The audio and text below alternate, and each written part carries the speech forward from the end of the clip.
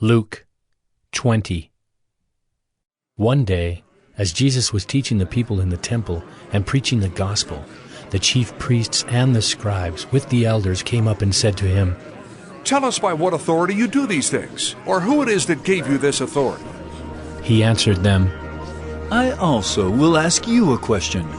Now tell me, was the baptism of John from heaven or from man? And they discussed it with one another, saying, If we say, "From heaven," he will say, "Why did you not believe him?" But if we say, "From man," all the people will stone us to death, for they are convinced that John was a prophet. So they answered that they did not know where it came from. And Jesus said to them, Neither will I tell you by what authority I do these things. And he began to tell the people this parable. A man planted a vineyard and let it out to tenants and went into another country for a long while. When the time came, he sent a servant to the tenants so that they would give him some of the fruit of the vineyard. But the tenants beat him and sent him away empty-handed. And he sent another servant, but they also beat and treated him shamefully and sent him away empty-handed. And he sent yet a third. This one also they wounded and cast out. Then the owner of the vineyard said, What shall I do? I will send my beloved son. Perhaps they will respect him. But when the tenants saw him, they said to themselves, This is the heir. Let us kill him so that the inheritance may be ours. And they threw him out of the vineyard and killed him. What then will the owner of the vineyard do to them? He will come and destroy those tenants and give the vineyard to others. When they heard this, they said, Surely not. But he looked directly at them and said, What then is this that is written? The stone that the builders rejected has become the cornerstone. Everyone who falls on that stone will be broken to pieces, and when it falls on anyone, it will crush him. The scribes and the chief priests sought to lay hands on him at that very hour, for they perceived that he had told this parable against them, but they feared the people. So they watched him and sent spies who pretended to be sincere, that they might catch him in something he said, so as to deliver him up to the authority and jurisdiction of the governor. So they asked him, Teacher, we know that you speak and teach rightly and show no partiality, but truly teach the way of God. Is it lawful for us to give tribute to Caesar or not? But he perceived their craftiness and said to them, Show me a denarius. Whose likeness and inscription does it have? They said, Caesar's.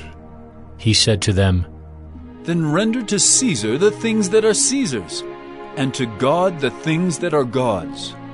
And they were not able in the presence of the people to catch him in what he said, but marveling at his answer, they became silent.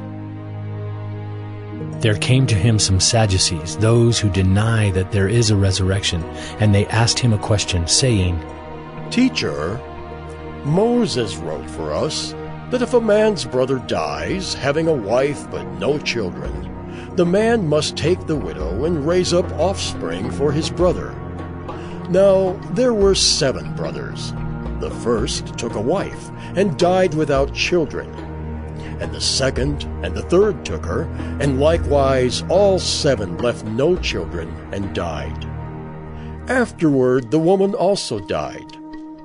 In the resurrection, therefore, whose wife will the woman be? For the 7 had her as wife.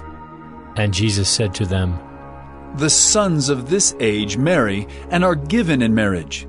But those who are considered worthy to attain to that age and to the resurrection from the dead neither marry nor are given in marriage.